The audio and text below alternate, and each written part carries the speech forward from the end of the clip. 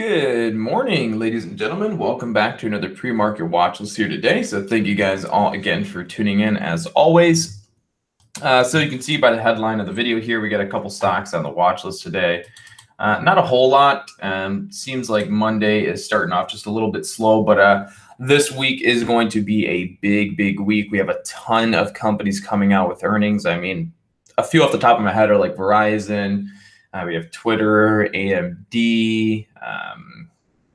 There's tons of Coca-Cola, Starbucks. I mean, tons. So this is going to be a big week because there's going to be a lot of big popular name companies coming out with their earnings. So throughout this week, we should see a pretty big week, right? We have a lot of good companies having earnings.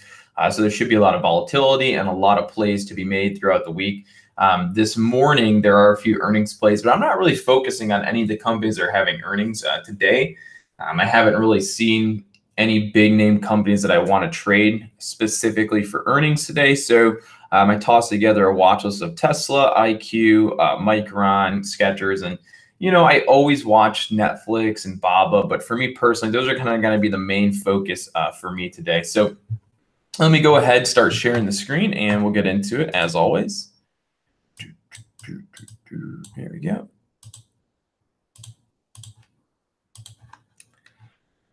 All right, guys, so we'll touch here.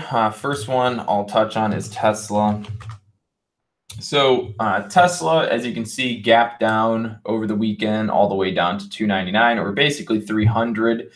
Now, if you look at the news, I'm not going to go over it, too in depth, but there's a bunch of news, basically Elon Musk saying some more stuff, talks about Tesla asking for basically refunds from suppliers to help prop up the profits or their cash for their upcoming earnings. So regardless, a bunch of poor news for Tesla, as it usually is. And as you can see today, the market is reacting to that news because we're gapping down we gapped down about 10 points overnight or over the weekend. So it gapped all the way down to $300. So at this $300 price point, it's not, a lot of people are thinking, that we're going to bounce off 300, which we did, right?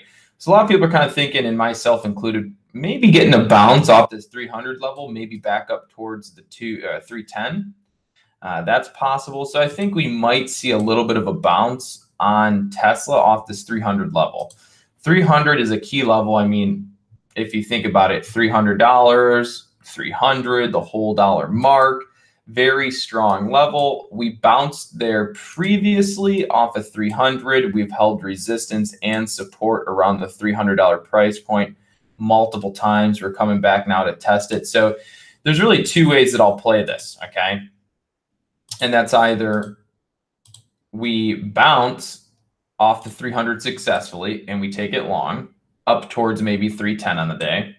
Maybe it fills the gap that it made pre-market on its gap down, or this bounce fails and we end up rolling over and breaking down, and I'll look to get short. So I would like to be getting short below 300. But if the move starts up here towards 304, I'll still take it short there. Just kind of depends. If I'm watching Tesla, right, and I start to see that we're starting to get some type of selling candles or selling pressure candles, right? If it pops up and all of a sudden we're getting a candle that looks like this, right, and then maybe we get another one that starts going like that, then maybe I'll take it short, up at this price point. I'd much rather be taking Tesla short if it were to be breaking below 300, right? But again, if the price of Tesla is up towards 304s and it starts to look like it's going to move lower, then yeah, maybe I'll take the short position there. But the key level to watch for Tesla to really break down today, if Tesla is really going to break down and start dumping, it's got to get below 300 successfully. So it has to break 300, pop up, and hold below $300. And then we'll probably see Tesla have a pretty big red day. And then again, on the flip side, we could see Tesla successfully hold this 300 like it has been and bounce up towards maybe even 310 on the day. So watching Tesla both long and short, I feel like there's more profit potential to the downside if we break 300, less than to the upside. Because if it does go higher, I mean, it's probably not going to break 310. It wouldn't make sense. It gapped down overnight. So for it to come back up and break 310 would be pretty kind of like, probably not going to happen. So watching it both ways right now. Let's see. Mr. C, so what does earnings do for the stock? Thought we were to stay away. Yeah, so if a company is going to have earnings, and specifically if you're a day trader, yeah, I mean, you don't really want to be holding a stock overnight when they're having earnings because you don't know exactly which way the market's going to react to earnings or how big or how small. So we just wait until after the earnings and then we play the day that it had its earnings. So it's not that you stay away from it. It's just you don't gamble and try and project which way it's going to move and dump money into the stock. Because if you try and dump money into Tesla and think they're going to go up in earnings and then they crash 40 points overnight, you know, similar to Netflix, right? A lot of people, and myself included, we thought Netflix would have good earnings. Next thing you know, it drops $60 a share overnight. If that happened to you, you'd be freaking out. So that's why we don't mess with it until they've had their earnings. You know, that does not seem very normal to be asking refunds. Yeah, like Tesla, I don't know why Elon's asking for refunds from suppliers. You know, I have no clue. I really don't. That does not seem very normal. So again, Tesla watching possibly short below 300 and then long possibly up to the 310. So playing it both ways right now. Next one on watch, my favorite stock for right now is IQ. Now, I'm not head over heels for IQ today. I do think, on the other hand, it has potential. All right. If we look at, I'll make this a 180-day chart. If you look at the 180-day chart, you'll see that this price point of like, what is this? I think it's like 32. Yeah, like 32.50. So you see where I hit that arrow there. Arrow here, arrow here, arrow here, arrow here, arrow here currently. So this whole 3250s area is kind of, you know, it's like the halfway mark. It's like the median, right? So right now we're currently holding a good support pre-market around that 3250. And from Friday, right, that was Friday, Thursday, maybe even Wednesday, Thursday. Yeah, so from Wednesday to Friday, this thing's been going down, right? So again, from Wednesday's trading, let me do this differently. So from Wednesday's trading last week, Wednesday, Thursday, Friday, we've been seeing IQ on a very big sell-off from the 38s and down, okay? We've been seeing a big sell-off on IQ. So that tells me, and myself included, we were all shorting it. So we were all getting short on IQ throughout Wednesday, Thursday, Friday. It's very possible that there's a lot of short sellers that didn't yet cover up throughout this whole move. And today you can already see it starting to break over that downward trend line. So let me zoom out. Everyone has been shorting. Price action is now starting to break over that white trend line. So this here might start to squeeze today up some shorts. So I'll be watching IQ long today, anticipating there's going to be a small little intermediate bounce, maybe up to the $34 price point or even up to like 34.20s. Okay, so again, let me do a 5-day chart. So if you look at that 5-day chart, you can see we're trending down. We just broke over that trend line resistance. So it's very possible that we're going to see a little bit of a pop and run on IQ today. So what I did is I mapped off all the key levels, which were 33.50. Okay, so 33.50 was the previous high on Friday. Okay, then 34 was a previous consolidation on Thursday and a whole dollar mark. Then the 34 like 20s area was the previous first big low point on Thursday's trading. Okay, so all these key levels I've mapped off are all areas in which short sellers would look to have their stop losses. Okay, so if we get over 33.50, we might hit short seller stop losses and squeeze up to 34. If we can get over 34, we'll probably hit more short seller stop losses. We'll squeeze up to the 34.25s. If we can break 34.25, we'll squeeze out more short seller stop losses. And then from there, we might even see it push to 34.50s to 35. That right there would be a big, big move, but it's very possible considering the amount of short selling that has been taking place on the stock. It's not far-fetched to think that IQ could have a really strong squeeze and bounce play early in the morning. All right, so that's what I'll be watching for, is possibly a long here on IQ today. All right. Now, next one on the list is MU. So I'm not a huge fan of MU, but I thought I would mention it because I know it's a very popular stock. So if you look at MU on a 1-year chart, you can see it's starting to trade in a kind of predictable pattern, I would say. Highs to lows. So I would think that we're going to see MU start coming back down to retest this trend line support. You can see we bounced here once, twice, start of the move. So we have 1, 2, 3, and then I think soon to be 4. And then we're going to bounce and start breaking out here. Okay, so I think we're looking at a possible dip buy here soon on MU for a potential breakout to the upside, which would be over that pattern. So you can see that, right? We're trending down. We've been, going like this, dip, dip, buy, maybe a long over this 56 area. So I do think that we're looking at a possible dip buy opportunity soon on MU. But in the short term, I think you might have a little bit of room to short IQ down to that trend line area.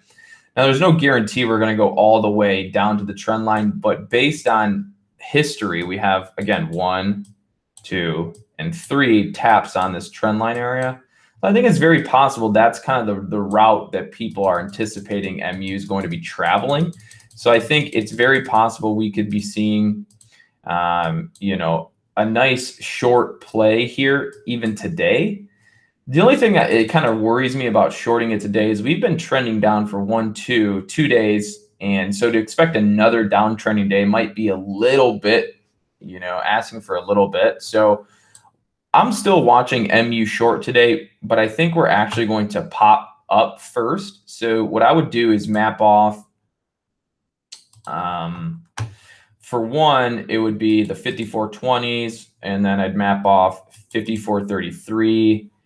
And if you go back to here, that's probably not going to happen. Maybe 54.83. I would think we would first actually see MU pop up to some of these levels before coming down. Okay. So I think MU is going to be trending down for a little bit. And today, if you want to short, I think you have to wait till it pops. I wouldn't be shorting initially out of the gates. I think you want to wait till it pops up to some of these pre-market levels or previous day low levels before getting in short on the stock today. Good morning, guys. Good morning, all of you guys. All right, last one on the watch list is Skechers. So Skechers did not play out anything like we had anticipated on Friday. Completely took me for a ride. I'll talk about this for a little bit here. 1 second. Let me get, let's do like, yeah, so I'll talk about this. So like right here on Skechers, we shorted it a few times. Like I can't remember if I got in short on the first 1 minute candle or the second one, but I did get short, and I think I was down about $1,500 from trying to short it, and then I got squeezed up, and then I tried shorting it again at the rejection of the 200 moving average, which worked briefly for about 10 seconds, and then it squeezed me up about 80 cents on this candle immediately. So to start my day on Friday, basically within the first 10 minutes of the day, I was already down $3,000. I was negative $3,000 on the day from trading Skechers 2 times. I traded like once here, down, another time here, and instantly started my day down $3,000 on Skechers. And then after I seen this big squeeze and then we broke back over, I realized at this point Skechers was not a short for the day, it was a long. So then the bias flipped to long, and I was able to end my day down about 800 negative on Friday. So won back some money and called it. So it was a rough one on Friday, rough day. Now, the reason I'm talking about Skechers today is not that I like it a lot, but I think there's going to be some potential. So there's 2 ways to look at Skechers, all right? So you could play the idea that it's a continuation play and we're actually going to see it go long because it popped up, pulled back, and it just trickled up all day. And it kind of held very high. So there's the idea that we might see Skechers actually go long again. On the flip side, which I'm more taking my approach as short bias, is this. Playing the idea that really Skechers just dropped down, had a good bounce, and now we're actually going to see it roll over a little bit and start coming down. And this is the very same approach that I took on Netflix, okay? So if you look at Netflix with their earnings, now they're 2 different companies. You can't say they're all going to be the same. I get it. But if you look at Netflix, Netflix did the same thing. Gap down, squeeze back up, and then it rolled over, okay? So I'm kind of anticipating that is something we would see very similar here to Skechers. Though the bounce was not as big, that's true. But that's also because, you know, it doesn't move as much. So we had the bounce on Skechers. I'm thinking either we roll over or today we push a little higher, and then in the coming days, we're going to start rolling over again. So it's still kind of 50-50 on Skechers right now. Still 50-50 for me. Because it has a slight gap down this morning, but it's still holding up next to the closing price. So, you know, what I would just do for Skechers is just watch the closing price. Closing price is right around 26.30. So I would just watch the closing price from Friday. And if it can stay below closing price of 26.30s, 26.40s, then maybe look to enter short. But again, that's kind of my 2 cents there on Skechers.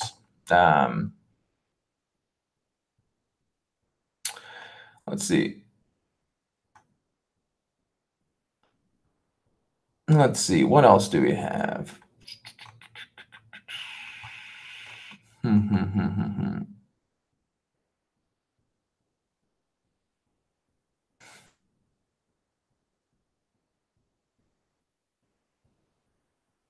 Yeah, Jimmy. So yeah, Tesla is hopes and dreams. So hold on one second.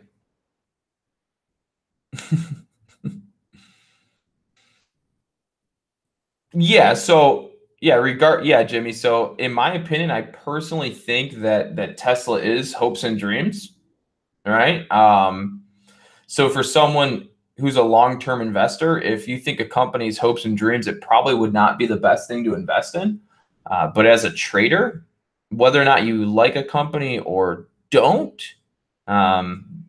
it's, you know, there's zero relation there. I don't personally like the company Tesla because of, you know, the reasons like financials and, you know, their progress. So as an investor standpoint, I wouldn't, for me, I don't like Tesla. I think there's plenty of other good companies that your money would be safer in. But as trading goes, yeah, I'll trade them all day long, every day, because they have good volatility. Their stock can move $15, $20 in a day. So for trading purposes, it works great.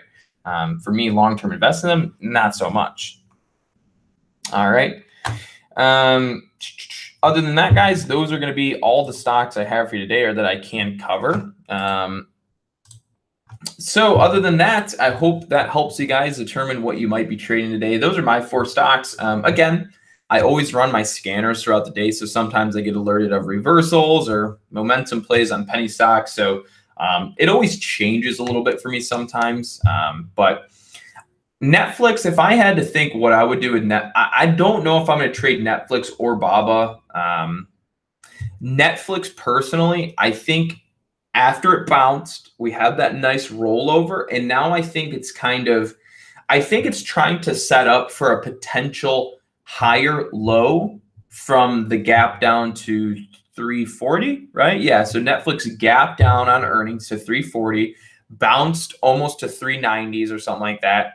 We rolled over all the way down to even like 360. So I think Netflix is trying to put in a little higher low from its gap down. I think we might even see a little bit of a bounce / long play on Netflix today. And then if you want my personal opinion, like somebody asked about, is it too late to buy Amazon? If you're asking in relation, Michael G, if you're asking, is it too late to buy Amazon in regards to like investment purposes? I'd say, well, let me give you my opinion. Not that I think it's too late. I just don't think the risk to reward is there right now. I think investing and buying any stocks right now for investment purposes isn't worth it, in my opinion.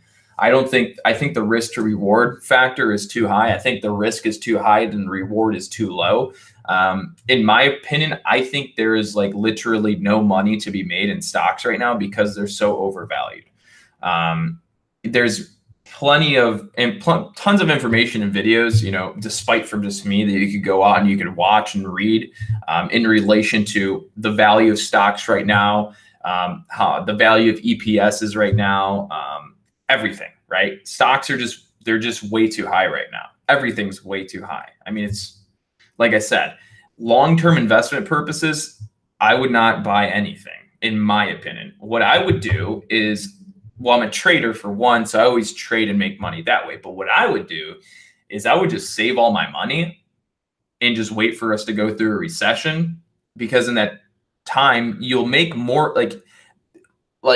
It's just too risky. There's just not that much money to be made in the stocks unless the market continues to go on a new bull run for another 3-4 years. Then yeah, then there would be money to be made and the stocks would get even more overextended, right? I think right now the marketplace is in FOMO. I think for a lot of newer investors, newer traders, and people coming into the market, they've seen this long bull run that the stock market's been going on.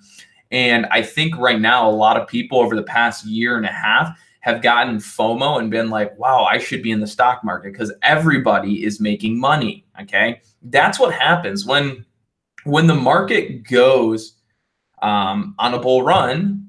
Everybody makes money. 401ks are up, retirement plans are up, IRAs, Roth IRAs, individual stock accounts, they're all up. So in terms of, you know, mouth to mouth, right? You're going to go out to the bar, or you're going to go have dinner with one of your family members, and the next thing you know, your neighbor, your best friend from college, someone at your high school reunion, right? They're all like, wow, dude, my 401k is killing it. All my stocks are up. I've made so much money on Netflix this year, and Baba and Google and Amazon. I've been killing it. Well, it's not hard to kill it when the market's just going up. I mean, you can basically just put money into any blue chip stock and you'll probably make money if the market goes on a strong bull run. So when everybody's making money, it's usually through a bull run. And when everyone makes money, they tend to talk about it because they want to show you, hey, I'm doing good. My gains are good. It's almost like a bragging sense. So you're going to hear a lot of people saying, oh, I made so much money, especially in the years of 2016 to the beginning of 2018 when the market went on a super big push, right? Portfolios were up like 26%. So I think there's a sense of FOMO where you're having a lot of newer investors and traders getting into the game, trying to get a piece of the pie. And I just think the prices of stocks are overvalued, right? And that's why I'm not investing in any new stocks. Okay, I have what I have, and now I'm just going to lump up all my cash and wait for the recession because it's just going to be raining gold. All right, when the recession comes, you can just start. Literally, when it happens, this is what I'm going to do. When the recession comes, I'm going to buy Netflix. I'm going to buy Alibaba. I'm going to buy probably Amazon, right? I'm going to buy Microsoft, Facebook, right? NVIDIA, all the bigger name blue chip, well-reputable companies that also pay out dividends, I'll be investing in when the recession hits, okay? And even if the market's dumping, right? Even if it is dumping and you catch it a little early, so market always recovers, right? And you just have to stick it out. So, and considering I'm a trader, I'll have a pretty good sense of when the market's at its bottom because I can do a bunch of technical analysis. I can read the order flow. So for me, it makes sense to not invest right now and just wait for the next correction. Okay. And it's not hard to short in a bear market. I think so. I'll answer this last question. I gotta get back to the private group, but I would say the chart always tells you the truth. The chart doesn't lie. So for one, always pay attention to the chart. But I did talk to one of an old football coach of mine who's a retirement specialist who actually runs one of my retirement accounts, and we were throwing ideas back and forth. So you got me, a trader, in a room with a long-term investor, right? That can get very fun because you guys are just throwing ideas back at each other. And so his idea was that the market this the beginning of this year, the market has had every reason to dump and crash if it wanted to, right? The market's extended, very, very high priced. You've had, the whole tariff trade war with China. You've had Trump's, I guess you could say Trump's demeanor and his approach, whether that be towards women and just the things that he says and the remarks that he makes. You've had, what else? You've had Trump and the North Korea thing. You've had the NATO thing. So you've had a lot of, I guess you could say, social and political issues arise drastically throughout the year of 2018. So there's been a lot of scare going on in the market, whether it's social, economic. I wouldn't really say economic. Economy is pretty good, but political based and social based, there's been a lot of tension.